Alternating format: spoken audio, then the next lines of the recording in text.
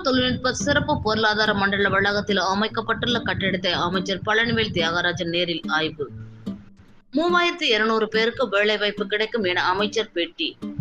கோவை வெளாங்குறிச்சி பகுதியில் தகவல் தொழில்நுட்ப சிறப்பு பொருளாதார மண்டல வளாகத்தில் ரூபாய் 114.16 செலவில் புதிதாக அமைக்கப்பட்டுள்ள கட்டிடத்தை தகவல் தொழில்நுட்பத்துறை அமைச்சர் PTR பழனிவேல் தியாகராஜன் நேரில் பார்வையிட்டு ஆய்வு செய்தார். இதனைத் தொடர்ந்து செய்தியாளர்களை சந்தித்த அவர், முந்தைய ஆட்சியில் அறிவிக்கப்பட்டு பல காரணங்களுக்காக 4 ஆண்டுகளுக்கு மேல் தாமதமாகி வந்த கட்டிடம் தற்போது ஏறத்தாழ நிறைவடையும் நிலையில் இருப்பதாகவும், இன்னும் 2 வாரத்திற்குள் முழுவதும் நிறைவடைந்து முதலமைச்சரால் திறந்து வைக்கப்படும் என தெரிவித்தார். சிறு குறு தொழில் நிறுவனங்கள், புதிய தொழில் முனைவோர்களுக்கு இதில் வாய்ப்பு வழங்கப்படும் என்றும் 3200 பேருக்கு வேலை வாய்ப்பு கிடைக்கும் என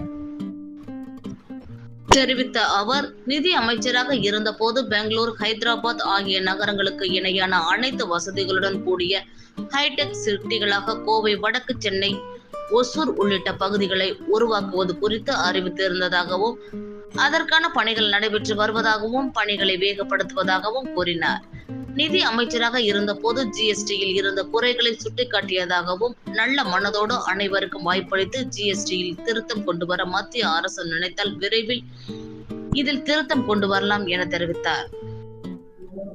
பாதிப்பு வரும் முன் பிப்ரவரி 2020 முந்தைய ஆட்சியில் அறிவிக்கப்பட்டு பல காரணங்களுக்காக இந்த எல்காட் கட்டடம்